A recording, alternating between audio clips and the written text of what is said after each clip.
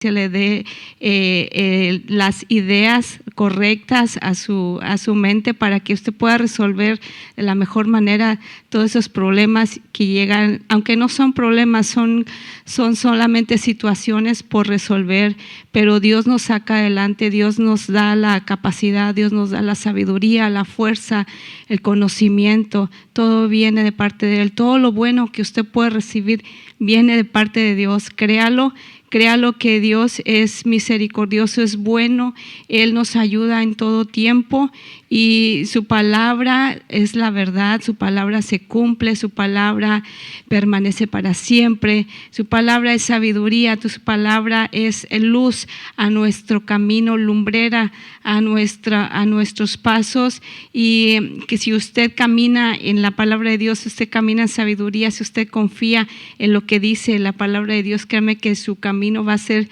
mucho mejor, mucho más diferente de lo que era. Y bueno, pues ese es el propósito de Dios para todos nosotros. Dice Dios: yo sé los planes que tengo para ustedes, planes de bienestar y no de mal, para darles un futuro lleno de esperanza. Y ese futuro lleno de esperanza es lo que todas las personas anhelamos, aunque nuestra mente, nuestro cuerpo siempre a veces tiende al mal, porque dice la palabra que el corazón del hombre está tendiendo siempre hacia hacer lo malo. Sin embargo, cuando caminamos en la obediencia a la palabra de Dios, podemos entender, podemos comprender y podemos dar la vuelta, retroceder del camino malo, retroceder y dar una vuelta completa hacia las cosas buenas, las cosas correctas y hacia el camino verdadero, el camino de Dios. Y por eso les animo para que sigan buscando, sigan más que nada aprendiendo de la palabra de Dios. Créame que es bueno que usted ore, es bueno que usted ayune, pero es bueno también que usted escudriñe las verdades de la palabra de Dios, porque hay mucha sabiduría, hay mucho conocimiento y hay mucha bendición cuando usted dedica tiempo para aprender de su palabra. Y bueno, por eso estamos aquí, por eso estamos transmitiendo, ¿verdad?, para que usted sea edificado con esa enseñanza. Y dejo el lugar para el pastor que va a traer la enseñanza de este día. Dios les bendiga.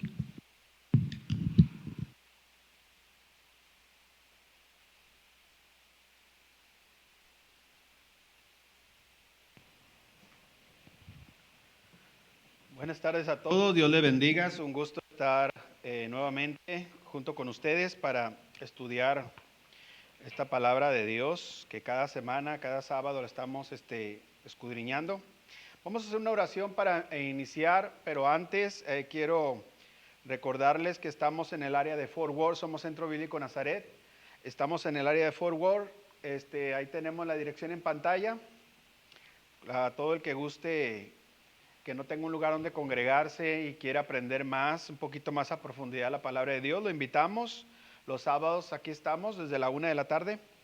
Y pues bueno, vamos a iniciar con una oración. Padre bendito, glorioso Dios, te damos gloria y honra. Gracias, Padre, por este momento, Señor, que nos encontramos en tu presencia. Gracias que has cuidado de nosotros, Señor. Gracias que nos has dado lo necesario, Señor, y hasta más en toda la semana, Señor, y sobre todo la salud, Padre, que no tiene precio, nos la has dado, Señor. Podemos contar con ella en este momento, Señor. Al que desafortunadamente, Señor, no tiene esa bendición, Señor, de tener la salud, te pido, Padre, que a través de este mensaje se la des, Señor. Gracias te damos en el nombre poderoso de Cristo Jesús, al que también conocemos con su nombre hebreo como Yeshua, el Mesías. Amén. Y pues bueno, vamos a continuar o a iniciar este servicio, este tema de hoy, la escudriñada de las escrituras. El título de esta semana se llama Vayikra, que ese es el nombre del libro. Lo conocemos como Levítico, pero su nombre hebreo es Vayikra. Vayikra. ¿Qué quiere decir Vayikra? Quiere decir y llamó. Recordemos que en hebreo los títulos de los libros, especialmente lo de los 5 libros de Moisés, El título está en el primer versículo. En el primer versículo ahí aparece el título de cada libro. Cuando se tradujo al español o a otros idiomas, se les buscó un título de acuerdo a de qué habla el libro. Por ejemplo, este libro habla mucho del ministerio de los levitas. Entonces se escogió ponerle el Levítico, que el ministerio de los levitas, ¿quiénes son los levitas? Son los sacerdotes que Dios escogió. Recordemos que cuando salió el pueblo de hebreo, salió de Egipto, no tenían sacerdocio en ese tiempo. Cuando Dios los saca de ahí y los lleva al desierto y prepara el Mizcán, el tabernáculo, se podemos decir que es algo parecido a templo, aunque era una forma de una carpa. Entonces Dios escoge de la tribu de Leví, que por cierto a ellos no iban a escoger heredad, ellos no iban a tener herencia como las demás tribus. A las demás tribus se les repartió tierra, una buena cantidad de tierra a cada tribu. A Leví no, a la descendencia de Leví, o sea, a los levitas, la tribu de Leví, no se les dio tierra a ellos. Dijo Dios, esta tribu va a ser para mí. ¿Qué iba a hacer esta tribu? Se iba a encargar de todas las cosas del templo, de todos los servicios, de los sacrificios. Y todavía existen descendientes de la tribu de Leví. De hecho, se está preparando el tercer templo en Israel.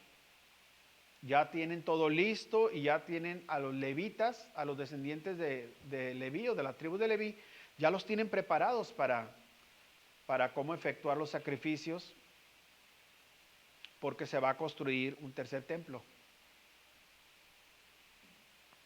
¿Por qué se va a construir el tercer templo, otro templo más?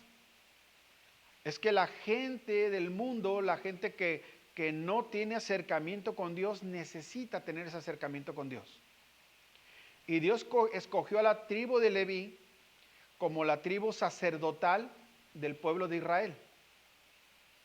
O sea, de 12 tribus, los 12 hijos de Jacob formaron cada uno una tribu, ¿verdad? Y de esas 12 tribus escogió a una Dios para que fueran los sacerdotes de todas las demás tribus. Pero el pueblo de Israel completamente, o sea, las 12 tribus de Israel, todo el pueblo de Israel es un pueblo de sacerdotes. Ya lo hemos visto en otras ocasiones, lo hemos visto Pedro también diciendo, Dios nos ha hecho un pueblo de sacerdotes. Ahora, ¿a quién le estaba hablando Pedro?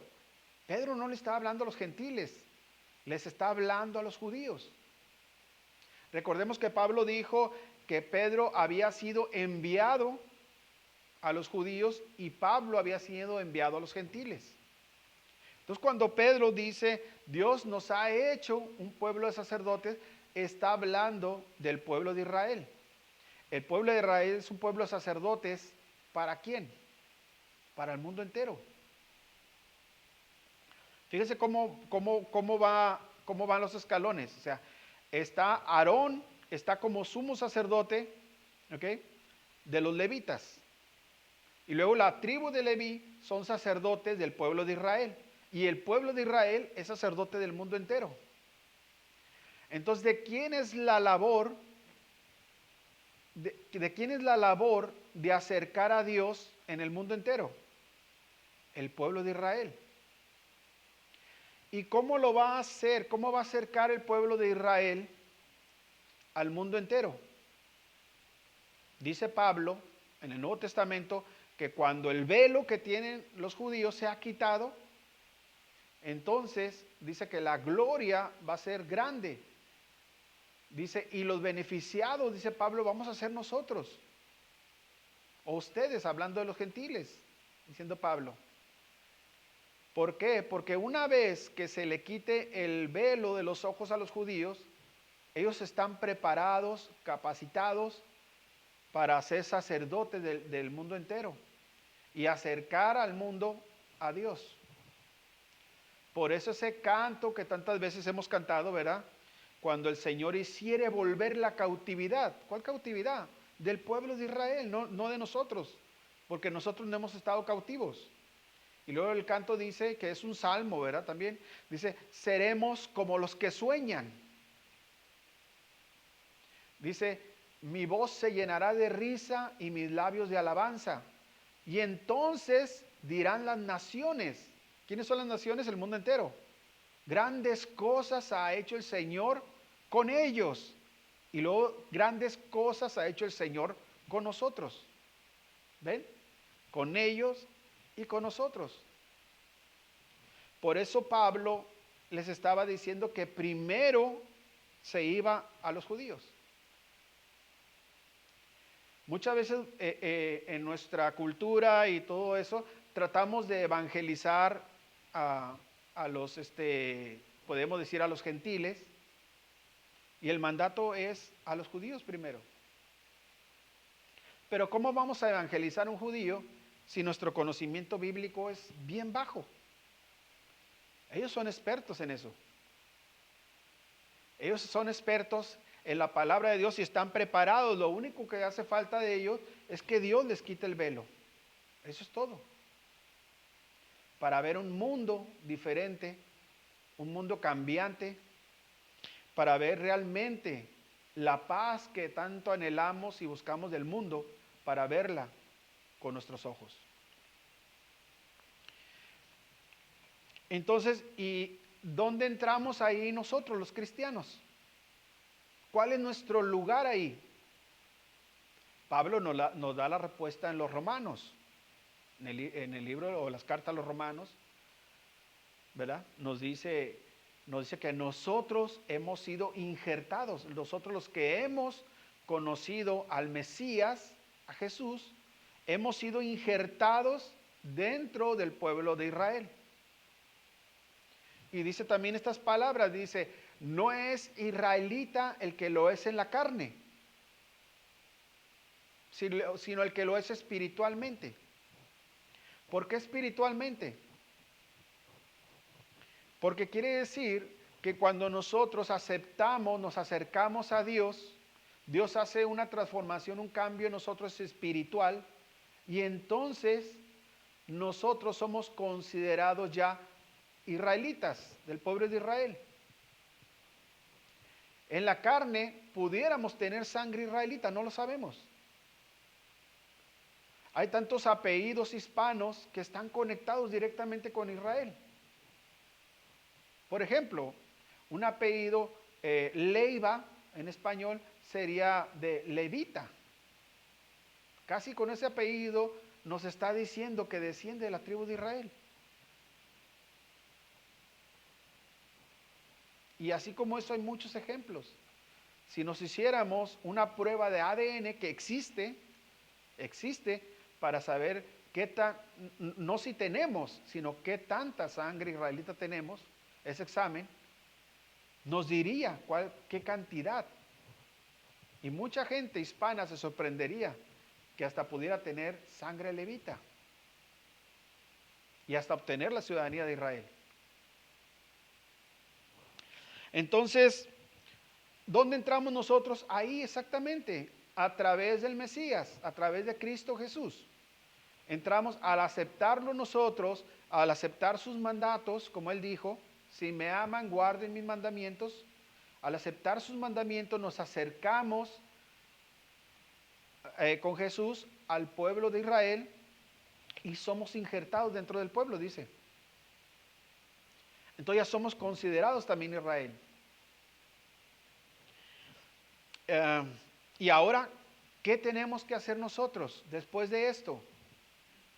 Si entendemos esto, entendemos por qué Jesús dijo, vayan y enseñen estas cosas y bautícelos en el nombre del Padre, del Hijo y del Espíritu Santo, bautícenlos y pídanles que guarden todo esto que les he enseñado yo. ¿Por qué? Porque quiere decir, aprende todas las cosas de Dios, haz nuevos discípulos, bautízalos y enséñales que guarden todas las cosas de Dios. Y así esos van a ser más discípulos y más discípulos. Y empezamos a hacer nosotros la labor sacerdotal que Dios quiere que se haga en la tierra. Entonces, este libro de Vayikra o Levítico es prácticamente el manual nuestro. Y encajamos de muchas cosas. Por ejemplo, la Biblia dice que el padre es sacerdote del hogar.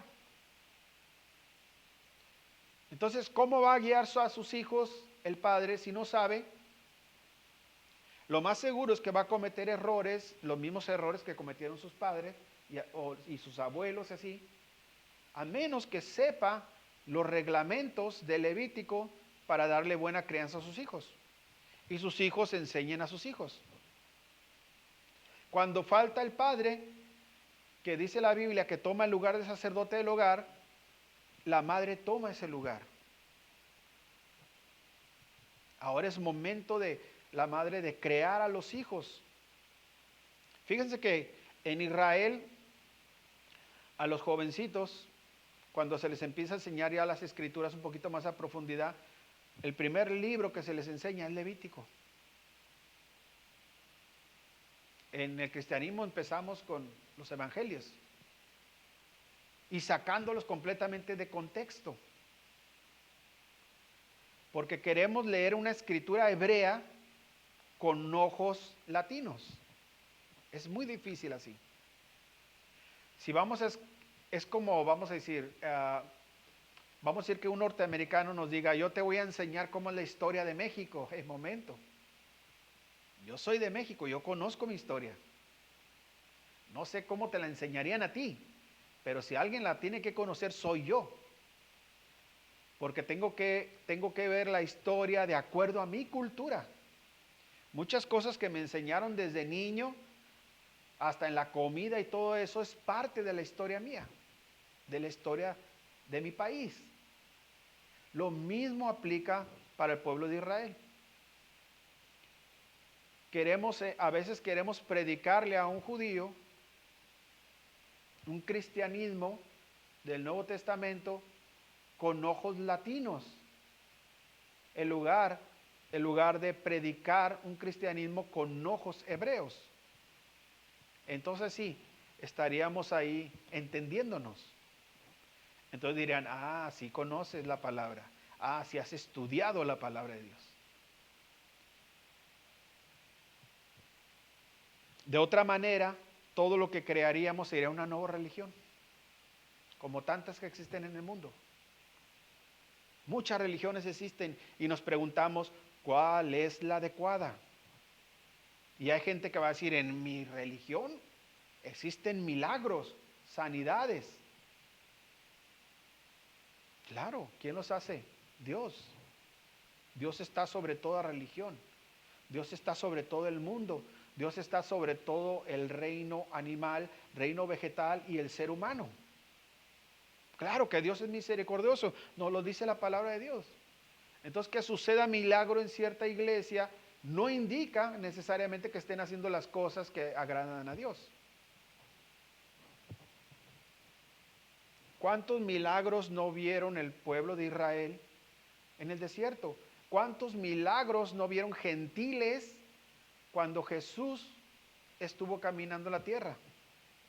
Muchos milagros.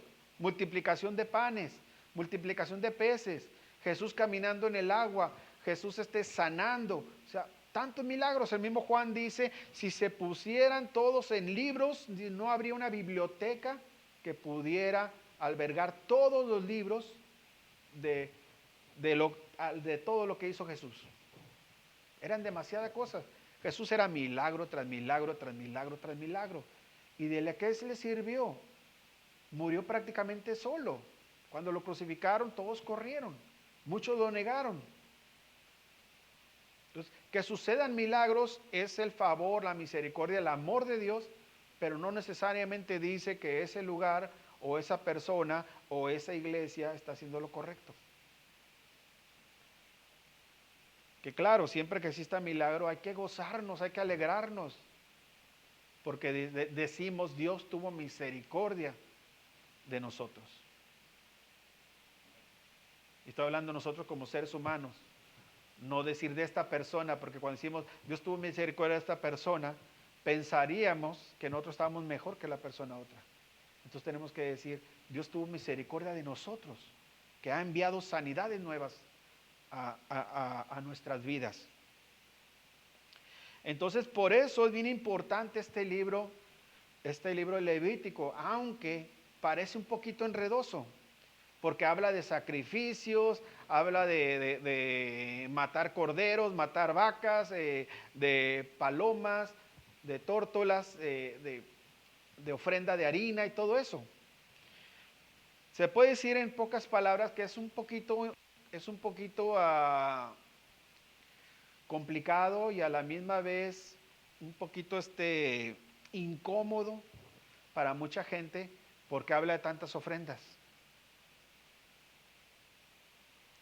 Habla de muchas ofrendas.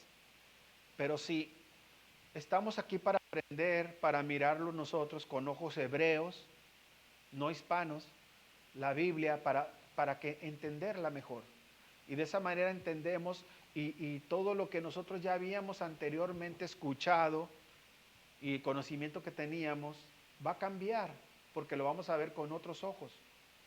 Dios escogió de otros idiomas que había, Dios que escogió el hebreo para que fuera el idioma donde Él iba a traer su palabra, que es eterna, dice Jesús dijo.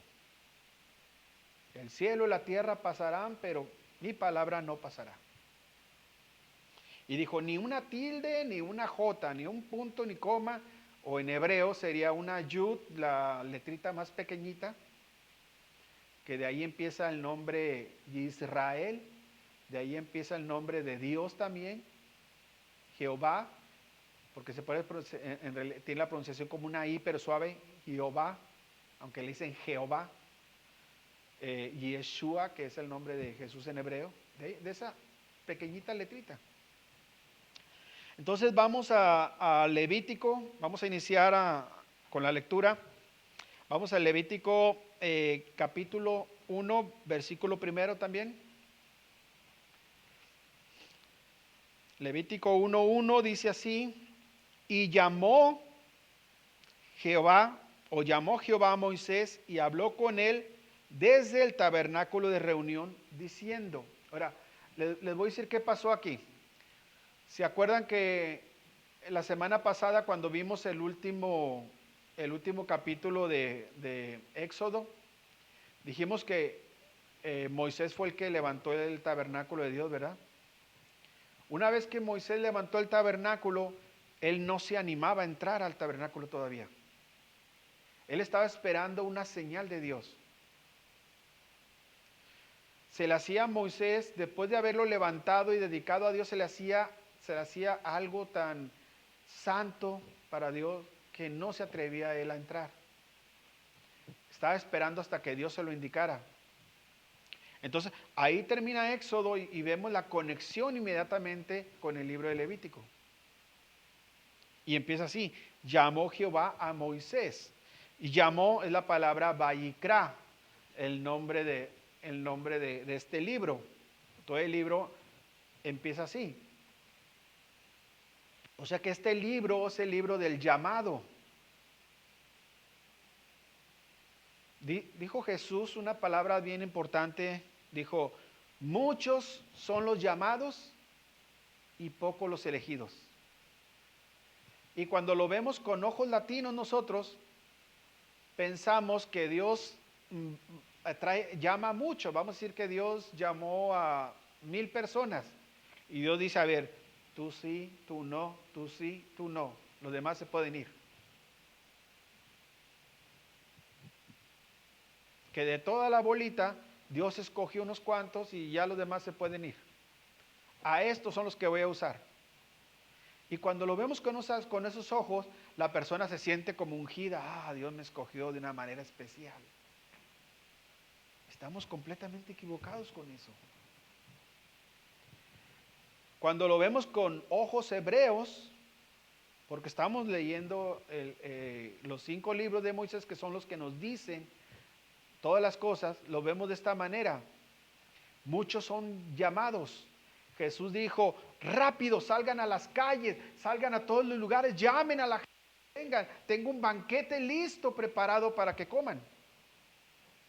Y llegan los criados o los discípulos y le dicen, Señor, fíjate que una persona me dijo, acabo de comprar un terreno y voy a ir a verlo. Me acabo de comprar una yunta, necesito probarla para ver si me vendieron algo bueno. ¿Sabes qué? Mira, estoy a punto de casarme y de irme de luna de miel.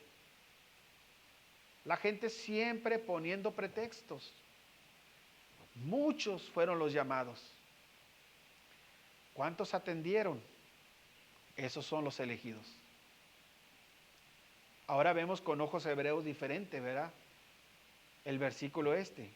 Ahora no vemos que los que fueron llamados o los que fueron elegidos son personas especiales que Dios escogió entre las bolitas para darles una unción especial. Porque de ahí es que uno se levanta, se infla diciendo, este es el apóstol, el profeta, el no sé qué rete apóstol, y la gente se quiere engrandecer.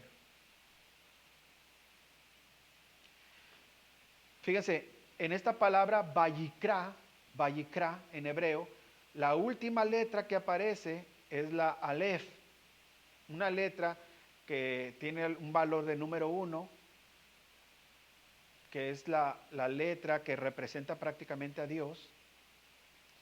Y esa letra mayormente es muda, pero mayormente la usan como vocal, como E o como A. Y esa tiene un tamaño normal, pero en esta escritura, Moisés, por X razón, puso la alef de una manera más chiquita de lo normal. La hizo chiquita como si fuera una yud, como si fuera una coma, cuando es una letra completa. Y es porque está diciendo Moisés, está diciendo vayikra, o sea, Dios me llamó, pero yo no soy digno de que Dios me hable. Recordemos lo que Moisés había dicho. Señor, mira, yo tengo problemas para hablar. No soy bueno de palabras. Muchos traducen que era tartamudo, ¿verdad? Porque decía que era torpe, un poco así para hablar.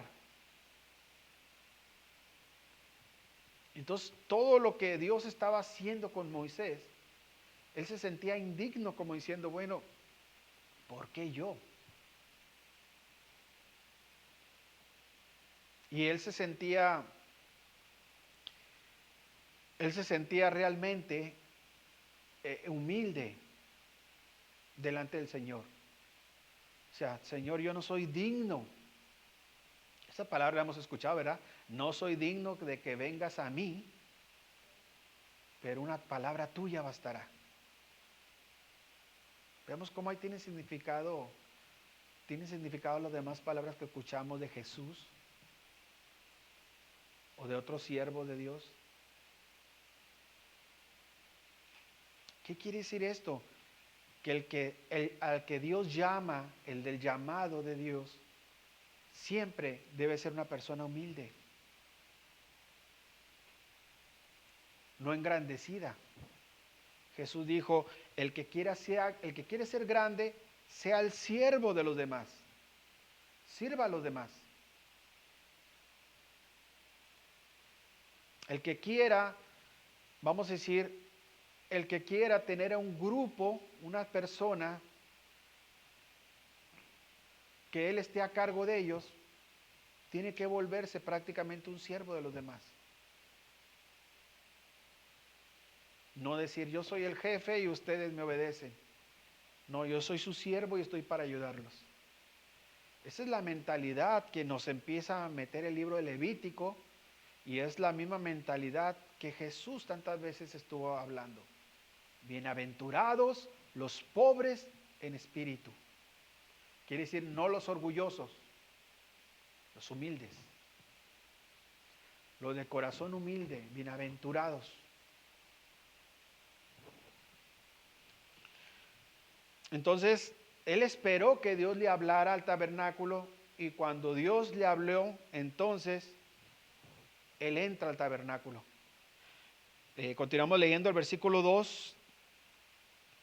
Dice, habla a los hijos de Israel y diles, cuando alguno entre vosotros ofrece ofrenda a Jehová, de ganado vacuno o ovejuno, haréis vuestra ofrenda.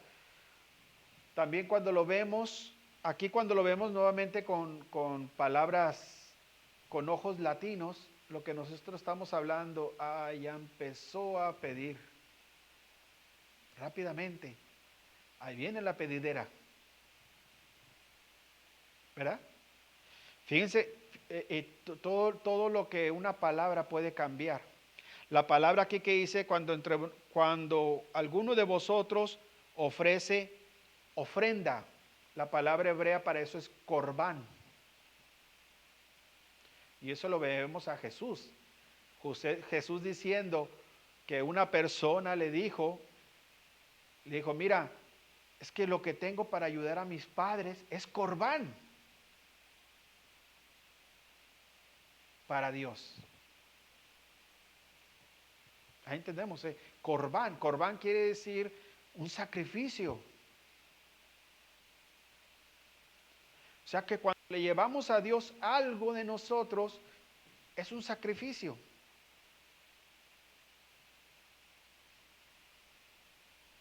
Y Dios escogió estas palabras, sacrificio, para entender que siempre para la persona, cara al bolsillo, sacrificio. La gente le llama ofrenda, Dios le llama sacrificio. Si la gente tiene, no es sacrificio. Recordemos, Jesús parado frente al cofre de las ofrendas, mirando que muchos daban mucho dinero. Viene una viuda y da 2 moneditas.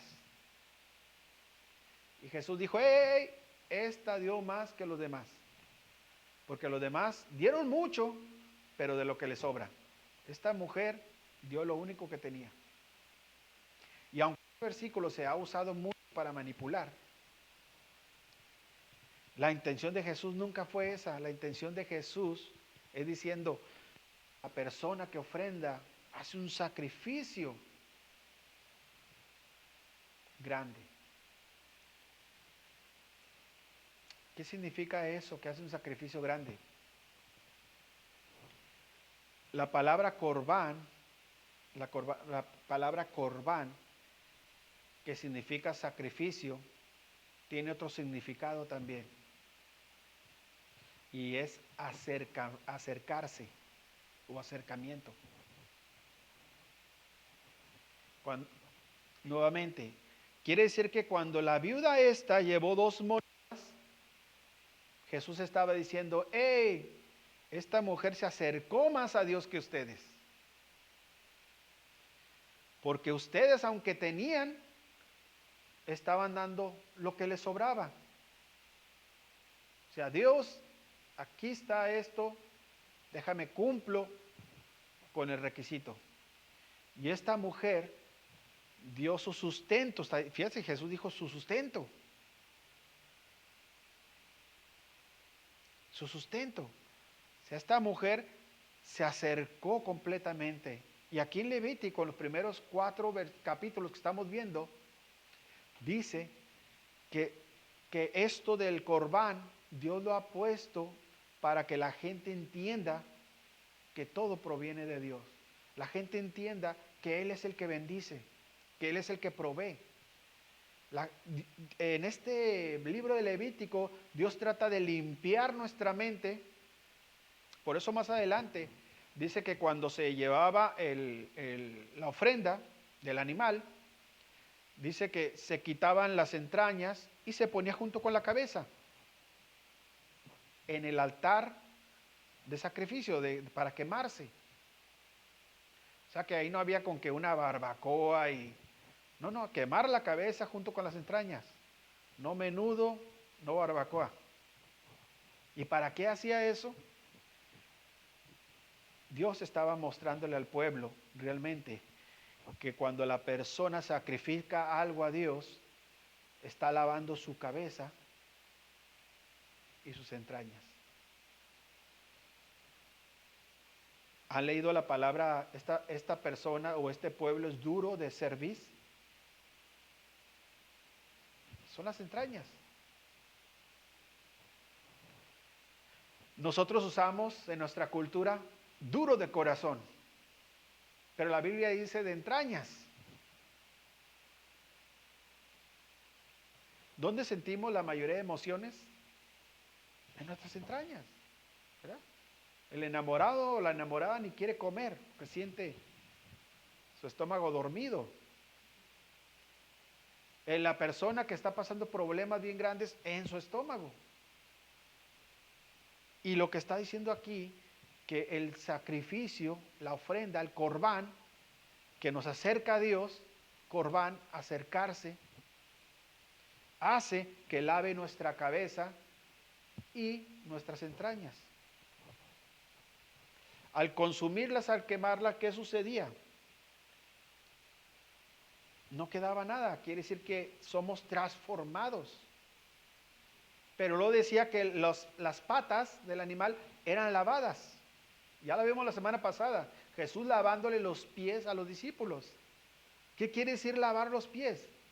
Quiere decir enderezar nuestro caminar, bendecir nuestro caminar. Entonces, este libro habla mucho cuando estamos leyendo que sacrificio de esto, sacrificio de lo otro, aparecen varios sacrificios, aparece de vacas, aparecen, dice, si no puedes una vaca, entonces vas a traer un becerro, un becerro, sí, a veces, o vas a traer un cordero, que puede ser de las cabras o de las ovejas. Si no puedes eso porque no tienes suficiente dinero, vas a traer palomas, 2 palomas. Si no puedes traer palomas porque no tienes dinero, vas a traer 2 tórtolas que eran más baratas todavía que las palomas. La Biblia les llama como palominos. Es una paloma pero más chiquita. Si no puedes eso, vas a traer poco de harina.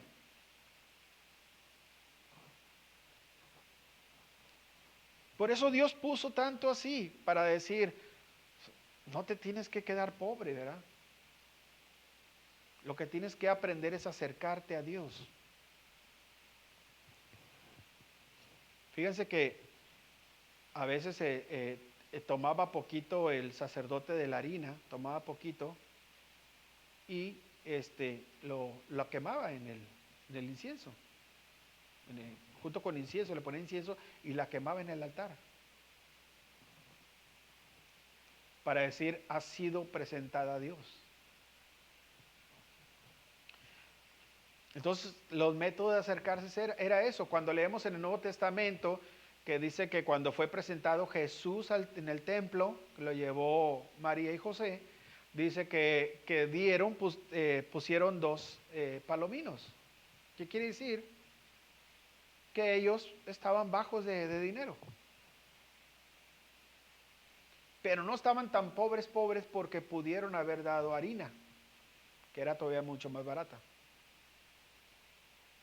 Entonces estaban pobres, pero pudieron presentar los palominos.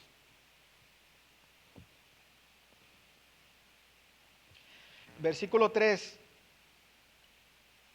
Si su ofrenda fuere holocausto vacuno, macho sin defecto, lo ofreceréis de voluntad. Lo ofrecerá a la puerta del tabernáculo de reunión delante de Jehová.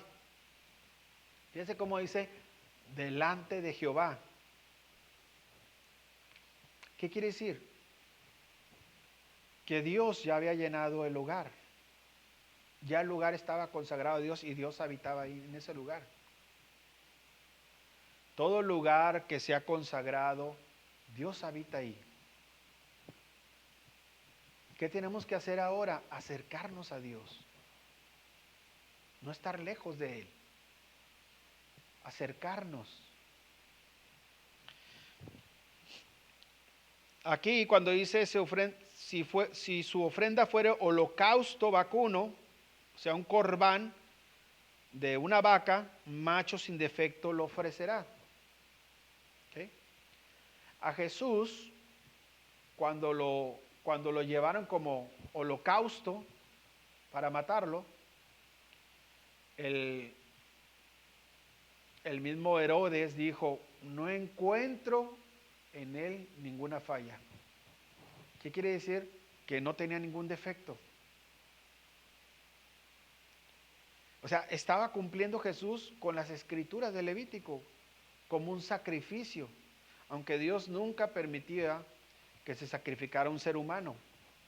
Pero en este caso, Jesús desde que nació fue preparado para eso. Nos da un poquito Pablo de información cuando dice que Jesús es el segundo Adán. Y vemos a Jesús caminando diciendo, el hijo de Adán no tiene dónde dormirse. Aunque todos en la Biblia leemos el hijo del hombre, pero ahí la palabra correcta es Adán. El hijo de Adán. Jesús mismo estaba dando referencia de que él era el descendiente directamente de Adán, o el segundo Adán enviado para darnos vida. El primero fue un alma que se convirtió en mortal. Este era un mortal que se iba a convertir en inmortal. Este iba a ser un espíritu vivificante que daba vida. Era un tabernáculo andante. Por eso decía, hay aquí el tabernáculo de Dios con los hombres. Jesús era el tabernáculo de Dios. En él habitaba, dice, toda la plenitud. Juan lo dijo, ¿verdad? En Juan capítulo 1. En él habitó toda la plenitud. O sea, quiere decir que toda la plenitud de Dios habitó en él. En otras personas como Sansón, que se ponía fuerte de repente, y otros, no habitaba la plenitud de Dios. El Espíritu Santo solamente entraba, venía para hacer algo que necesitaba hacer la persona, en este caso a Sansón darle la fuerza para la labor que se le había encomendado, y el Espíritu salía. Lo mismo sucedió con el rey David, ¿verdad? Vemos a David tocando el arpa, el Espíritu llenando y echando fuera demonios. Entonces, Jesús representa el tabernáculo de Dios con los hombres, o sea, el primer cuerpo humano donde habitó toda la plenitud de Dios, y que habiendo nacido mortal, se convirtió en inmortal al morir y resucitar. Ahora nosotros, si acaso morimos, pero estamos en Cristo, vamos también a resucitar. Si no morimos, porque antes de eso Él viene, solamente vamos a tener la transformación a vida eterna que Él también tuvo. Miremoslo de esta manera. Nosotros somos como una semilla, ¿verdad? Somos como una semilla que se mantiene aún todavía verde, que no puede dar el fruto adecuado que se requiere. Jesús, siendo esa semilla, Él murió y entró a tierra para nacer como un nuevo fruto, una nueva planta.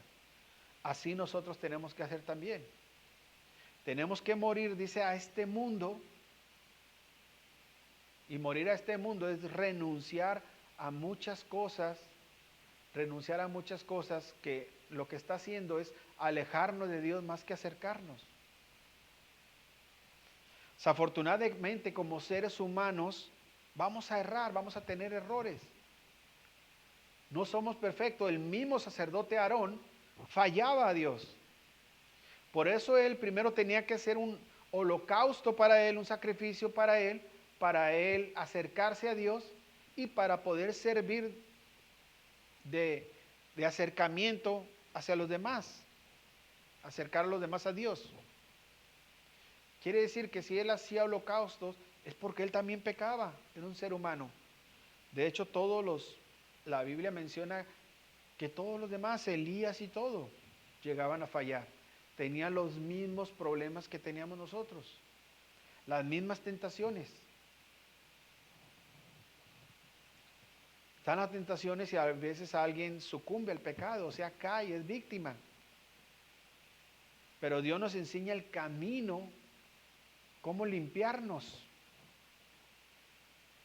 Fíjense, David se ocurrió hacer un censo en una ocasión.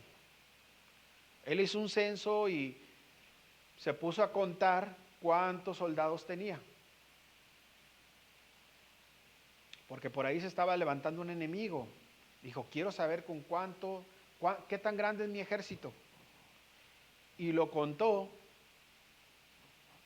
Y Dios siempre tenía a David como mi siervo, mira mi siervo, mira, él hace lo que yo digo y me obedece y todo eso. Pero también le fallaba a David. Y en este caso, aunque Dios le estaba avisando que no hiciera el censo, él lo hizo. Cuando viene Dios a pedirle cuentas después del censo, le dice, escoge 3 cosas. De las tres cosas, escoge cuál de ellas quieres que suceda al pueblo por tu causa. Una de ellas dice, vas a ser derrotado por el otro ejército. Otra de ellas le dice, mira, va a venir una plaga y va a atacar al pueblo.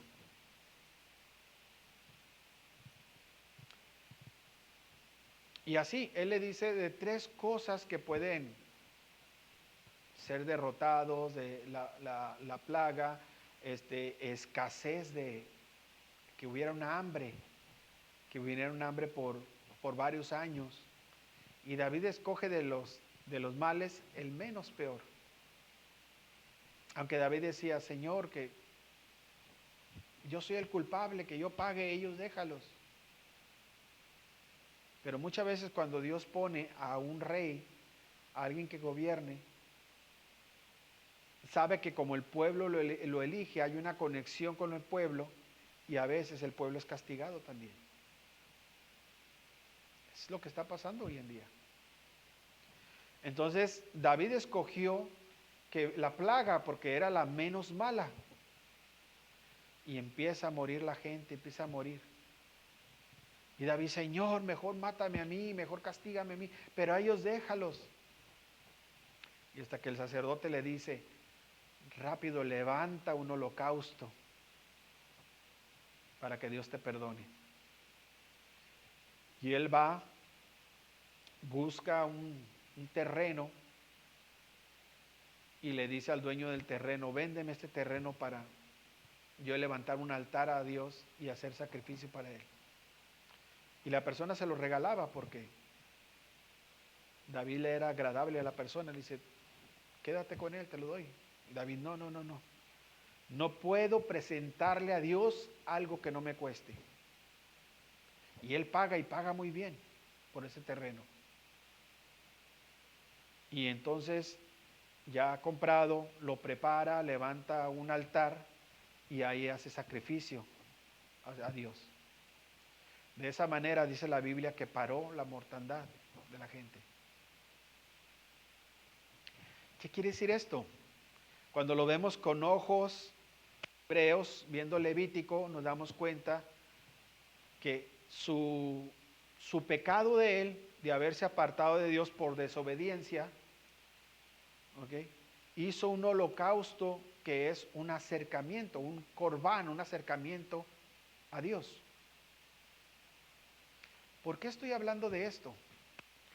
Porque muchas veces vienen males a nosotros, nos ocurre muy seguido. Vienen males, vienen problemas económicos, vienen enfermedades. Y tenemos un manual aquí que nos dice qué tenemos que hacer. Acercarnos a Dios. Y a veces lo primero es buscar una iglesia y acercarnos. Todavía no estamos cerca de Dios.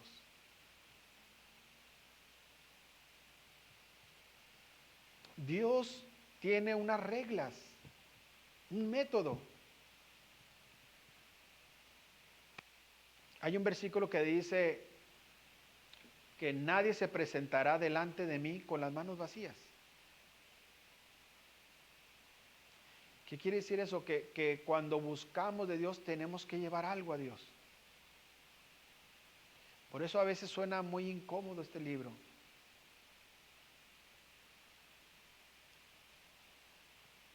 Pero es el método que Dios escogió. ¿Y por qué lo escogió Dios de esa manera? Pudiera haber varias maneras, pero yo voy a decir una. Cuando nosotros sacrificamos nuevamente, recordemos lo que acabamos de decir de la mente y el corazón, o la mente y las extrañas. Tenemos una limpieza interior nosotros. La Biblia aquí dice también, en Levítico, dice que nuestra alma se envuelve en esto.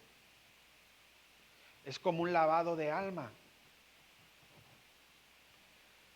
Dios es un Dios dador, proveedor. Cuando nosotros damos, proveemos, ¿qué sucede? Nos estamos comportando de la manera que Dios se comporta. Dios no es un Dios que quita, ¿me entiendes? Dios nunca te quita nada.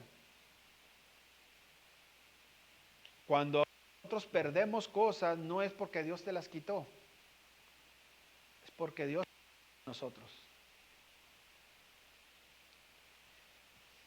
Si miráramos el mundo como está, vamos a hablar el ser humano como está ahorita. Hay un montón de gente que está tratando de cómo obtener dinero, cómo hackear cuentas, cómo hacer todo. O sea, hay maldad en el mundo tratando de quitar el dinero de los demás. Hay mucha gente en la calle y todo maneja alocadamente. Estamos expuestos a peligros en la calle. Estamos expuestos a ladrones, estamos expuestos a la calle.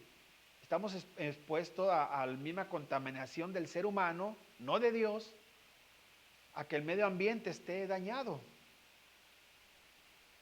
sea que en otras palabras, nosotros siempre estamos en momentos de peligro. Y la razón por qué no sucede peligro es porque Dios, en su misericordia, nos está protegiendo. Nos está dando nos provee, o sea, nos da protección también, nos da seguridad, aleja el peligro de nosotros.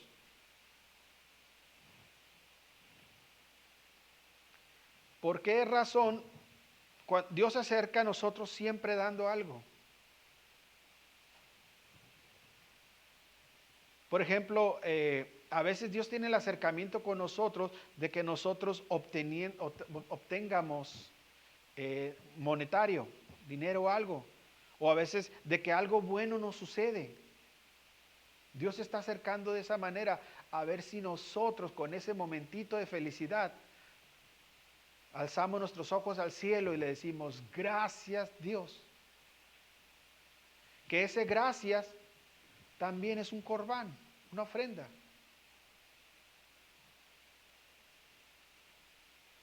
A veces pensamos que todo es monetario, pero no.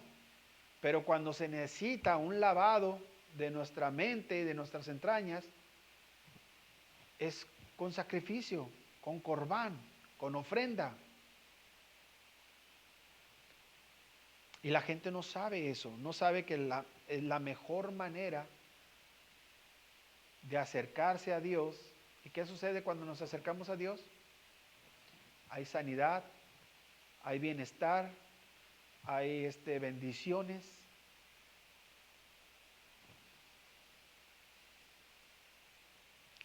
Tantas cosas, ¿verdad?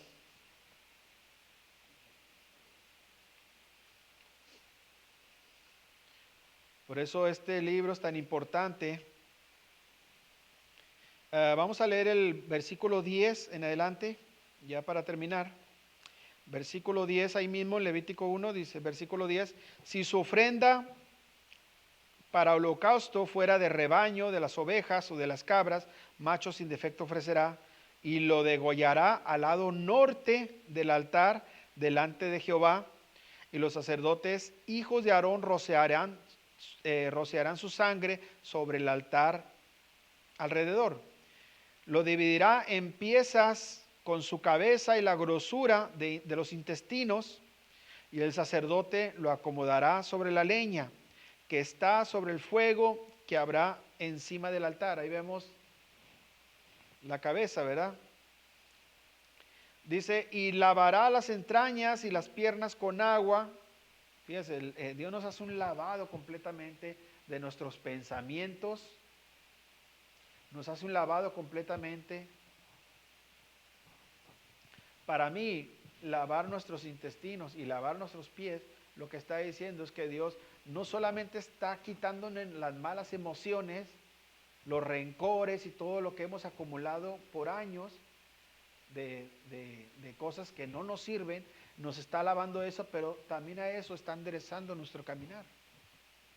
Eso es lo que está diciendo aquí.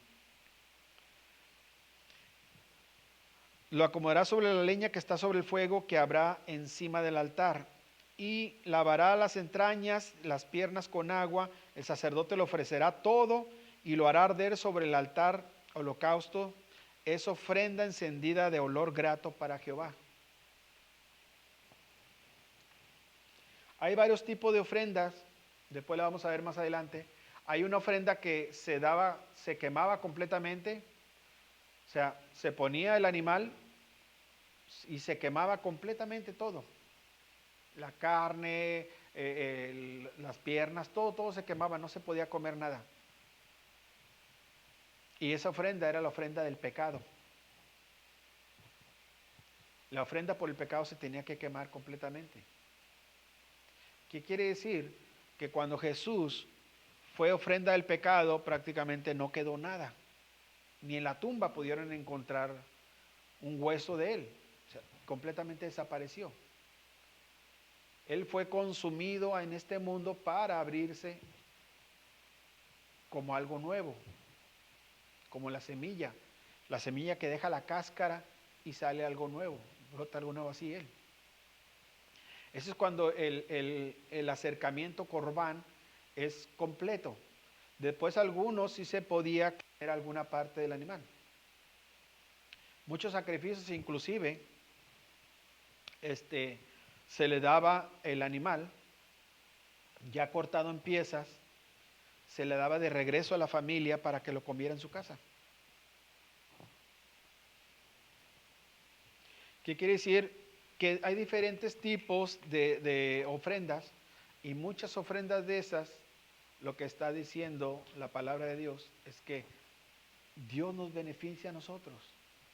O sea, vamos de la misma ofrenda, vamos a decir, si la ofrenda fuera de dinero, en este caso, aunque no estamos hablando de dinero, lo que Dios está diciendo, que la persona llevará nuevamente el dinero a su casa, lo que llevó. Y eso pues la persona que ofrenda lo sabe, ¿verdad? No hay por qué volver a repetir todo, ¿verdad? Algunas ofrendas, por ejemplo, que se quemaba completamente, lo que está diciendo es que la razón de que se quema completamente la ofrenda es para limpieza nuestra.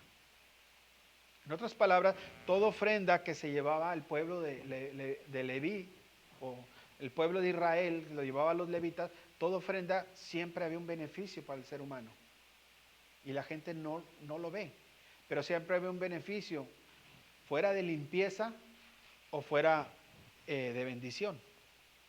De hecho, cuando una persona obtenía algo, vamos a decir, una persona obtenía un negocio y wow, prosperó el negocio, requería que la persona llevara una ofrenda. Esa ofrenda se llamaba de agradecimiento. Quiere decir, en otras palabras, que nos debemos acercar a Dios cuando tenemos dificultades,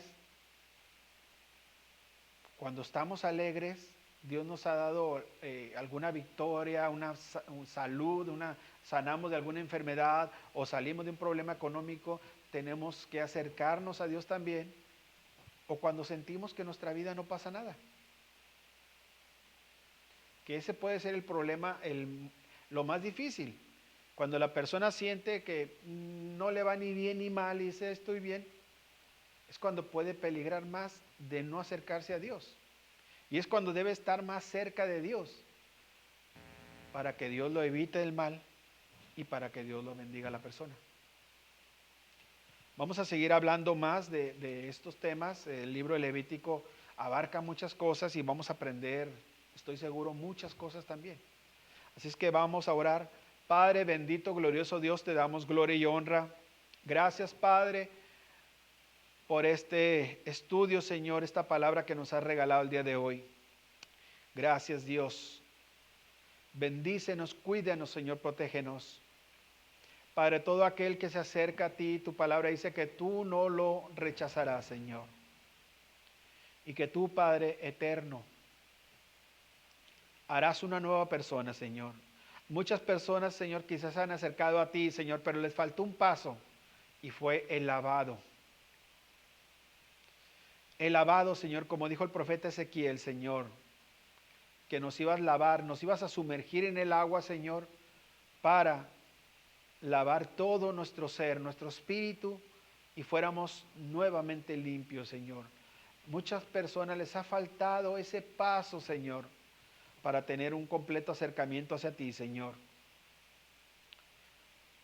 La persona, Señor, que escucha pero no lo ha tenido, toca su corazón, Señor, que tenga el acercamiento completo hacia ti, Señor. Que en esta semana, Señor, durante esta palabra que es para toda la semana, haya acercamiento más a ti, Señor. Queremos, Señor, un mundo mejor. Queremos que las personas mejoren su calidad de vida. Queremos que las personas, Señor, no estén enfermas, no padezcan enfermedades, Señor, mortales o algo así. Queremos, Señor, que todo el que se acerque a ti, Señor, lo haga de la manera correcta para que sienta las bendiciones que siempre han tenido tu pueblo, Señor, cuando te ha buscado de corazón. Gracias, Padre eterno, glorioso Dios. Te damos la gloria y la honra, Señor. La alabanza es tuya, Padre. En el poderoso nombre de Cristo Jesús, Señor, al que conocemos con su nombre hebreo, Yeshua. Gracias, Señor. Amén. Y pues bueno, esto ha sido todo. Los espero próxima semana para juntos aprender de la palabra de Dios. Dios les bendiga y los espero aquí.